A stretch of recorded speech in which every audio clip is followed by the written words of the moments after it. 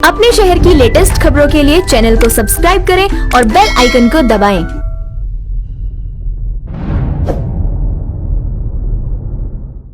नमस्कार, आप देख रहे हैं हुंकार 24/7 और इस वक्त हम मौजूद हैं बागपत में, जहां हमारे साथ छपरौली विधानसभा के भाजपा विधायक श्री सहेंद्र चौहान जी हमारे साथ हैं। सबसे पहले सर, आपका बहुत बहुत स्वागत है हमारे चैनल हुंकार 24/7 में। धन्यवाद। तो हमारा सवाल सबसे पहले आपसे ये है कि आप 3 साल से विधायक पद पर हैं, तो इन 3 सालों में आपने क्या क्या काम अपने क्षेत्र में कराए हैं? पिछले 3 सालों में जो ऑन रिकॉर्ड है, छपरौली विधानसभा के चौगामा क्षेत्र में गांव निरपड़ा में 98.5 करोड़ का एक बिजली घर बन रहा है, जो आप कह सकते हैं कि योगी आदित्यनाथ जी की सरकार में उसकी शुरुआत हुई है और उसके पूरी तरह से मैंने प्रयास किए और उसको मंजूर करा करके उसका शुरुआत की है।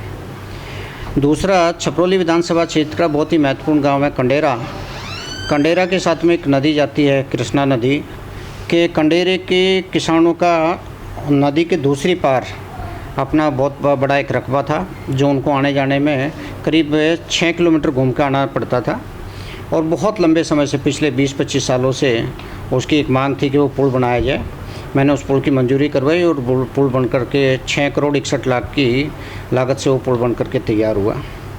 इससे भी ज़्यादा महत्वपूर्ण मैं आपको बताना चाहूँगा कि छपरौली विधानसभा चौधरी चरण सिंह जी की कर्म भूमि है और छपरौली विधानसभा के नाम पर बहुत सारे लोग यहाँ पर चुने गए हैं और बहुत सारे लोगों ने इसका प्रतिनिधित्व किया है।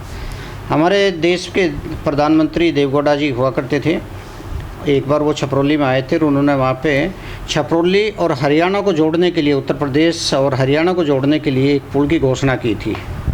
आज लगभग 40 वर्ष गुजर चुके, उस पुल का कोई निर्माण नहीं हुआ। मेरे चुने जाने के बाद में मेरी प्राथमिकता ये थी कि इस पुल के बनने से हमारा हरियाणा से आने वाले लोगों के लिए या हमारे लोगों का हरियाणा में जाने के लिए, जैसे चंडीगढ़ में, पंजाब में और उधर में लोग जाते हैं, तो या तो इधर बालगढ़ साइड में जाना पड़ता है या फिर कैराना साइड में उधर जाना पड़ता है, जिससे करीब 25-30 किलोमीटर की दूरी पड़ती है। उसको ख़त्म करने के लिए उस पुल का मैंने निर्माण करवाया। और उस पुल में एक विशेषता और भी है। उसमें पुल में विशेषता है, जब भी 2 राज्यों का कोई पुल बनता है, यमुना का पुल बनाने के लिए उस पुल की लागत 86 करोड़ की लागत है और बाई चांस अभी कोरोना की ये महामारी में उस पुल के निर्माण में कुछ देरी हुई है, अन्यथा उसकी सितंबर 2020 में उसके पूरी होने की अवधि थी। और उस पुल को बनाने की जो मैं विशेषता बता रहा था, उसकी विशेषता यह है कि 86 करोड़ रुपए की लागत सिर्फ और सिर्फ हरियाणा सरकार के द्वारा दी जा रही है। उत्तर प्रदेश का उसमें कोई भी पैसा नहीं लग रहा। उसके पीछे एक महत्वपूर्ण कारण यह है, उसके पीछे राजनीतिक कारण यह है कि हरियाणा के जो वित्त मंत्री थे उनके साथ संबंध संपर्क किया और संबंध संपर्क करने के बाद में मैंने प्रयास किया और उस प्रयास करने के बाद में हम सफल हुए कि पूरी की पूरी 86 करोड़ की राशि जो है हरियाणा के सरकार के द्वारा दी जा रही है और वो पुल का निर्माण बहुत जल्दी होने जा रहा है। इसके अलावा जैसे आप ये कहेंगे कि जनपद बागपत जो है किसान और मज़दूरों का क्षेत्र है, गन्ना बाहुल क्षेत्र है। यहाँ पर किसानों में आपने देखा होगा 1978 में रमाड़ा में cooperative society sugar mill Chaudhary Charan Singh जी के कर कमलों द्वारा उसका निर्माण किया गया था और वो मिल सबसे पहले चालू होती थी और सबसे बाद तक वो चलती थी। रकबा ज़्यादा था, पैदावार ज़्यादा थी और मिल की कैपेसिटी कम थी। मेरे चुने जाने के बाद में ये सभी किसानों की ज़रूरत को समझते हुए, किसानों की मांग को नज़र में रखते हुए मैंने इसके लिए प्रयास किया और मैंने आदरणीय योगी आदित्यनाथ जी मुख्यमंत्री उत्तर प्रदेश से निवेदन किया और अपना उनसे जैसे मैंने मांग की और माननीय मुख्यमंत्री जी ने कहा कि इसकी एक पूरी प्रेजेंटेशन आप दें कि फैक्ट्री कब चली थी, क्या कैपेसिटी है उसकी, कितने किसान हैं, कितनी उस पर पैदावार होती है और उसके कितनी आवश्यकता है। वो पूरी एक प्रोफेशनल प्रेजेंटेशन बना करके और मैंने माननीय मुख्यमंत्री जी को दी। माननीय मुख्यमंत्री जी ने 329 करोड़ रुपया उसके लिए मंजूर किया और उसका पूरा विस्तारीकरण होने के बाद में इस सीजन का किसानों ने लाभ उठाया। जैसे कि मैं कहता हूं कि जनपद बागपत में युवाओं में एक बहुत बड़ी प्रतिभा है आपने यहाँ पे जो ओलंपियन रहे सुखिंदर जी रहे हैं, सुभाष पहलवान जी रहे हैं, बहुत बड़ी प्रतिभा है। युवाओं की प्रतिभा को नज़र में रखते हुए मैंने अपने खेल मंत्री से निवेदन किया और माननीय मुख्यमंत्री जी से भी उसके लिए मैंने निवेदन किया। और कुर्डी गांव मेरी विधानसभा क्षेत्र में जो बिल्कुल छपरौली के आसपास में पड़ता है, उसमें एक मिनी स्टेडियम का निर्माण होने जा रहा है, जो कि 9 करोड़ 81 लाख रुपए उसके लिए मैंने मंजूर करा है।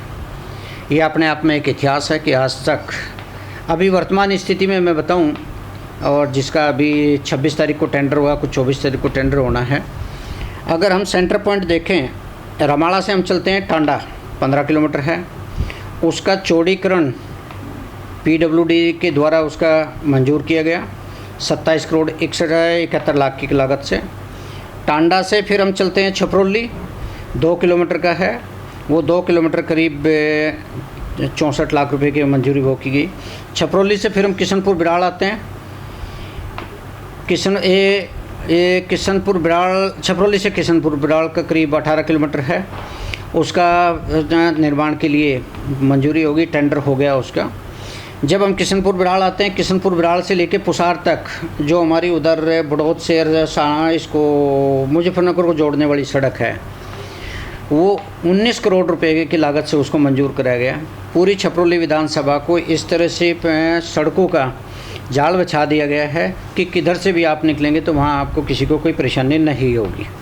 अगर फिर पुसार से बात करें, उधर में पुसार से आगे बेगमाबाद गढ़ी तक कनेक्ट कर दिया, दहा से लगे उधर बरनावा तक कनेक्ट कर दिया। अभी 70 करोड़ रुपए की मैं पीडब्ल्यूडी के द्वारा मंजूर की गई सड़क है, जो अपने आप में छपरौली के लिए इतिहास है। आज से पहले कभी इतना काम नहीं हुआ था जो आज होना है। ये ऐसा नहीं है कि मैं क्षेत्र का जनप्रतिनिधि हूँ, मैं अपनी तारीफ़ कर रहा हूँ। आप क्षेत्र में अगर आप जाके इस बात का पता भी करें तो निश्चित रूप से रमाड़ा मिल किसी से छुपा नहीं है, जिसका निर्माण हो चुका। इसके उद्घाटन के लिए माननीय मुख्यमंत्री जी आए थे। निरपुड़ा का जो 98.5 करोड़ का बिजली घर आज निर्माणाधीन है, वो किसी से छुपा नहीं है। हरियाणा और उत्तर प्रदेश को पुल जोड़ने वाला वो आज निर्माणाधीन है, उसमें तो कुल 19 पिलर है, 19 में से 15 बन चुके, 16वां निर्माणाधीन है और उसको बहुत ही जल्द उसको तैयार हो जाएगा। ऐसे ऐतिहासिक काम हुए हैं और पूरे छपरौली विधानसभा में ये कह सकते हैं छोटे छोटे गांव तक, जहां कभी किसी ने सपना भी नहीं लिया था, उत्तर प्रदेश परिवहन निगम की तरफ से हर गांव तक बस पहुंचाने का मैंने काम किया। क्योंकि बहुत सारे लोग ऐसे हैं जिनके अपने पास साधन हैं, अपने कारें हैं, मोटरसाइकिल है, पर एक ऐसा भी तबका है कि जिसके पास ना साइकिल है, ना मोटरसाइकिल है, ना कार है, उनके लिए मैंने बसें चलवाने का काम किया। ऐसी बहुत सारी चीज़ें हैं जिसको लेकर के एक क्षेत्र में अलग चीज़ मैंने की है, जो पहले लोगों ने ना सोचा था ना उस पर काम किया था। और जो 2.5 महीने से कोरोना वायरस को लेकर लॉकडाउन है, हमारे पूरे देश में लॉकडाउन चल रहा है, इसको लेकर आपने जनता के लिए कितने काम किए हैं? इसमें सैनिटाइजर वगैरह आपने कराए हैं क्षेत्रों में अपने? हाँ, मैं आपको बहुत महत्वपूर्ण सवाल आपने पूछा और ये आज हमारे लिए, हमारे जीवन के लिए बहुत चिंताजनक भी बना हुआ है। मैं तो आपके माध्यम से ये निवेदन करना चाहूँगा, जहाँ तक भी मेरी ये आवाज़ जा सकती है, ये कोरोना वायरस महामारी बहुत ही चिंताजनक है, बहुत ही भयानक है। क्योंकि गलती से जाने अनजाने में किसी को भी परिवार में एक को इन्फेक्शन होने का मतलब पूरा परिवार उसकी चपेट में आ जाता है। इसके लिए हमें बहुत ही जागरूक रहने की आवश्यकता है, सोशल डिस्टेंसिंग की आवश्यकता है। मैं ये भी कहता हूँ कि गांव देहात में अगर सैनिटाइज़र नहीं है तो साधारण साबुन से भी हाथ धोए जा सकते हैं। मैं ये भी कहता हूँ अगर हमारे पास में मास्क नहीं है, अपना कपड़ा लेकर के, आपने जैसे गमछे हम लोग, चद्दर हम लोग देहात के लोग हैं उसमें रखते हैं, उससे अपने फेस को कवर किया जा सकता है। बहन बेटियों को भी मैं ये कहना चाहूँगा कि अपनी चुन्नी से अपने फेस को कवर किया जा सकता है। इसलिए ये बहुत ही महत्वपूर्ण है कि इसमें अपने खुद का बचाव आपको करना पड़ेगा। आपने कहा कि हमने क्या किया। रमाड़ा शुगर फैक्ट्री की जो मैं अभी चर्चा कर रहा था, रमाड़ा शुगर फैक्ट्री में करीब 30 गांव के लोगों का आसपास का गन्ना वहाँ पर आता, 30 गांव के किसान वहाँ पर आते, 30-32 गांव के किसान आते हैं। मैंने वहाँ पे बराबर सैनिटाइज़र डिस्ट्रीब्यूट कराया, मैंने वहाँ पर मास्क डिस्ट्रीब्यूट कराए हैं। उसके अलावा भारतीय जनता पार्टी की जो मंडल अध्यक्ष हैं, छपरौली विधानसभा में 4 मंडल हैं, चारों मंडल अध्यक्षों के द्वारा अपने पार्टी के कार्यकर्ताओं के द्वारा मैंने क्षेत्र में मास्क बंटवाए हैं। और ये भी एक अच्छी बात है, सौभाग्य की बात है कि बाई चांस आज आप बात करें, कल भी मेरा प्रोग्राम है, अभी भी मेरे पास बाहर रखे हुए हैं, अभी भी मैंने 10,000 मास्क मंगवाए हैं, वो भी मैं बंटवाने के लिए जगह जगह ये 2 बार पहले बंटवा चुका। और ये मास्क मंगवाने के लिए ऐसा नहीं है एक बार मास्क डिस्ट्रीब्यूशन से मेरी जिम्मेदारी पूरी होगी है। अगर उसकी बात करें, आप आज ही के अखबार में छपा हुआ है, जितने भी हमारे क्षेत्र में प्रवासी थे, मज़दूर थे, जो अपना शुगर फैक्ट्री में काम कर रहे थे या किसानों के पास में काम कर रहे थे या कहीं कंस्ट्रक्शन के ठेकेदार के पास में काम कर रहे थे, उनको भिजवाने का भी मैं बराबर काम कर रहा हूँ। कल भी बस गई है, आज भी बस जा रही है, परसों भी बस गई थी। उन प्रवासियों को कहीं किसी बात की कोई परेशानी ना हो, सह सम्मान ज़िले के अनुसार मैं उनको भिजवाने का काम कर रहा हूँ। तो ऐसे आपने सोशल डिस्टेंसिंग की बात कही, तो सोशल डिस्टेंसिंग केंद्र सरकार तो कह रही है कि हमें सोशल डिस्टेंसिंग बना के रखनी है, लेकिन जो हमारी उत्तर प्रदेश की सरकार है, हमारे योगी जी हैं सीएम, तो वो तो ये कह रहे हैं कि बस में जितनी सीटें हैं उतने लोग बैठेंगे, जितनी कार में सीटें हैं उतने लोग बैठेंगे, तो उससे सोशल डिस्टेंसिंग कहाँ मेंटेन रह पाएगी? बिल्कुल ठीक कहा आपने। योगी जी बहुत दूरदृष्टि है, आपने मीडिया के माध्यम से देखा भी होगा, सुना भी होगा। इस बात के लिए मैं गौरव के साथ कह सकता हूं कि मैं उत्तर प्रदेश सरकार का एक सदस्य होने के नाते आज पूरे देश में इस बात की चर्चा है और इस बात की सराहना है कि जो उत्तर प्रदेश के मुख्यमंत्री माननीय योगी आदित्यनाथ जी कार्य कर रहे हैं, जनहित के लिए कार्य कर रहे हैं, मज़दूर और किसान के लिए कार्य कर रहे हैं। मैं ये कह सकता हूँ कि कोई भी मुख्यमंत्री आज इतना बेहतरीन काम नहीं कर रहे जितने माननीय योगी आदित्यनाथ जी कर रहे हैं, क्योंकि योगी आदित्यनाथ जी उस मज़दूर की पीड़ा को समझ रहे हैं जो आज 43-44 के टेम्परेचर में पैदल जा रहे हैं। उनको पैदल ना जाना पड़े, इसलिए बस लगाना अति आवश्यक है। सोशल डिस्टेंसिंग उससे कहीं बेहतर है बस की, जो वो झुंड के झुंड वहाँ पे जाते थे, कहीं उनको बेचारों को पीने को पानी नहीं मिल रहा था, खाने को नहीं मिल रहा था, 10-10 दिन पैदल चल रहे थे, कुछ एक्सीडेंट से मर रहे थे, ट्रेन से कट रहे थे। इसलिए योगी आदित्यनाथ जी ने जो फैसला लिया वो बहुत ही सराहनीय फैसला लिया। लेकिन मैं अगर कहूँ तो अब तो केस बढ़ रहे हैं, इस वक्त बस लाई, उससे पहले भी लोग मजदूर काफ़ी जा रहे थे, तो तब ये ख्याल क्यों नहीं आया? बिल्कुल ठीक बात है। पहले क्या था कि पहले लॉकडाउन में किसी भी मज़दूर ने ऐसे संकेत नहीं दिए थे। दूसरा लॉकडाउन जैसे ही स्टार्ट हुआ उस समय जब ऐसे संकेत आने शुरू हुए, उस संकेत के साथ साथ में योगी आदित्यनाथ जी ने तुरंत कमेटी बनाई। उन्होंने 12 अपने IAS अधिकारी लगाए और उनको एक ट्रांसपोर्ट की व्यवस्था कौन देखेगा, खाने की व्यवस्था कौन देखेगा, मेडिकल की व्यवस्था कौन देखेगा। इतना अच्छा मैनेजमेंट माननीय मुख्यमंत्री जी ने किया जिसके मैं शब्दों में वर्णन नहीं कर सकता। बहुत ही बेहतरीन काम किया और बहुत ही बेहतरीन काम करे माननीय योगी जी। तो जैसे कि अभी केसेस इतने ज़्यादा बढ़ रहे हैं और लॉकडाउन खुल चुका है पूरी तरीके से, तो लॉकडाउन खुल गया, इसमें अब जब केस आगे बढ़ेंगे तो उसको लेकर क्या तैयारी कर रखी है? आप दुनिया को जागरूक करने वाले हैं और आपके माध्यम से इस चैनल को आपके मैं समझता हूं कि करोड़ों लोग देखते होंगे। अगर पॉपुलेशन परसेंटेज वाइज आप देखें, सबसे कम अगर है वो उत्तर प्रदेश की है। उत्तर प्रदेश की 23 करोड़ जनता में आज मरने वालों की संख्या जो है वो सबसे कम है। अगर कोरोना पीड़ित की अगर परसेंटेज वाइज देखें, वो सबसे कम उत्तर प्रदेश की है। इसका श्रेय पूरा योगी आदित्यनाथ जी को है, जो उन्होंने इतना अच्छा मैनेजमेंट किया। तो आपसे अगला सवाल है कि अब महामारी चल रही है, 2.5 महीने से सबके कारोबार वो बंद हैं, सबकी आर्थिक स्थिति बिल्कुल बिगड़ चुकी है, तो इसको लेकर जो अभी मोदी जी ने 20 लाख करोड़ का पैकेज निकाला था आर्थिक मदद के लिए, तो वो किस तरीके से लोगों तक पहुंचेगा? क्योंकि लोग इसको लेकर बहुत ज़्यादा कन्फ्यूज़न में हैं कि उनके पास पैसा आएगा या उनको किस तरीके से मदद दी जाएगी, तो इसका क्या है पूरा पैकेज का? देखो, माननीय प्रधानमंत्री जी ने जो देश हित में माननीय प्रधानमंत्री जी ने मज़दूर से लेकर किसान और व्यापारी हर वर्ग का ध्यान रखा। हर वर्ग को इस संकट की घड़ी में उनको आर्थिक लाभ मिल सके, आर्थिक मदद मिल सके, इस तरह से उन्होंने एक अपनी योजना बनाई है। और उस योजना के तहत से आपने देखा होगा कि जन धन योजना के माध्यम से सभी के सीधे खातों में वो गए हैं। आपने देखा होगा, सुना भी होगा आपने कि किसान सम्मान निधि के सीधे किसानों के खाते में पैसे गए हैं। व्यापारी का जो उन्होंने 3 महीने का उन्होंने कि भी आपको कोई इंस्टॉलमेंट और इंटरेस्ट देने के लिए मॉडरेटम जो किया है, उसमें भी रिलीफ आपको दिया है। इसको सिर्फ समझने की थोड़ी आवश्यकता है। और ये राजनीति एक वो स्टंट है कि जो दूसरे लोग जनता को क्योंकि जो जनधन योजना है यह कि गांव देहात में रहने वाले किसान और मज़दूरों के लिए योजना है, वो इतना पढ़ा लिखा नहीं है कि उसको भ्रमित किया जा रहा है। ये इससे बेहतरीन और कोई कार्य हो नहीं सकता था जो माननीय प्रधानमंत्री जी ने किया है।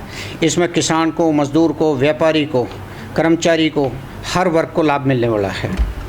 तो आपको भाजपा पार्टी में आए हुए कुछ ही समय हुआ, इससे पहले आप आरडीएल में थे, तो आपने वो पार्टी किस वजह से छोड़ी थी? मैं आपके जानकारी के लिए बताऊं कि जब मेरी राजनीति की शुरुआत हुई, ये 1995-96 की बात है। दिल्ली के मुख्यमंत्री हुआ करते थे डॉक्टर साहिब सिंह वर्मा जी, दुर्भाग्य से आज वो हमारे बीच में नहीं है। मैंने तब से बीजेपी से ही राजनीति की अपनी शुरुआत की थी और बीजेपी में मैंने जनपद बागपत में बहुत बड़े स्तर पर मैंने काम किया। जब जब जनपद बागपत में कोई बीजेपी की चर्चा नहीं करता था, मैंने राष्ट्रीय उपाध्यक्ष बने थे सतपाल मलिक जी, उनका मैंने प्रोग्राम करवाया। राष्ट्रीय प्रवक्ता बने थे कैप्टन अभिमन्यु जी, जो उत्तर प्रदेश पश्चिम के प्रभारी भी रहे हैं 2014 में। हमारे रक्षा मंत्री माननीय राजनाथ सिंह जी के बेटे हैं पंकज जी, मैंने उनका प्रोग्राम करवाया। प्रदेश अध्यक्ष लक्ष्मीकांत वाजपेयी जी होते थे, मैंने उनकी भी यहाँ पर रैली करवाई है। मैं भारतीय जनता पार्टी से बहुत पुराना जुड़ा हुआ हूँ और आप ये कह सकते हैं कि 2014 में मैंने जो अपनी इच्छा जताई थी, मैंने उसके लिए काम भी किया, क्षेत्र में काम किया, बूथ स्तर तक मैंने काम किया, लोकसभा के टिकट भी मैंने मांगा था। 2014 में अगर मैं बात कर रहा हूँ चुनाव की, तो 2012-13 से लेकर आज 7 साल तक मैंने बीजेपी में बहुत मेहनत से काम किया।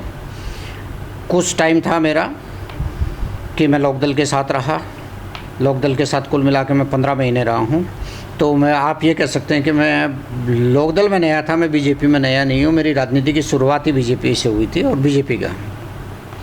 तो अब आखिरी सवाल है सिर्फ यही कि कोरोना महामारी के समय में आप प्रदेश की जनता को और पूरी बागपत की जनता को कुछ संदेश देना चाहते हैं तो बिल्कुल दे दीजिए। मैं प्रदेश की जनता से और जनपद बागपत की जनता से निवेदन करूँगा, अपना बचाव खुद करना है, हमें दूसरों पर निर्भर नहीं रहना है। जब भी हम किसी से मिलें, इस बात को मन में एक शंका रख कर के मिलें कि कहीं सामने वाले के बैकग्राउंड क्या है, कहाँ से आया, किन लोगों से मिलकर आया, किस परिस्थिति से आया। मुझे उनसे सोशल डिस्टेंसिंग मेंटेन रखनी है, सामाजिक दूरी मुझे मेंटेन रखनी है। गांव देहात में बहुत सारी चीज़ों के अभाव है, लगातार सैनिटाइजर वहाँ नहीं मिलता, उसके लिए साबुन का प्रयोग करें। मास्क नहीं मिलता, अपनी चद्दर का, अपने गमछे का प्रयोग करें, अपने आसपास में सफाई रखें।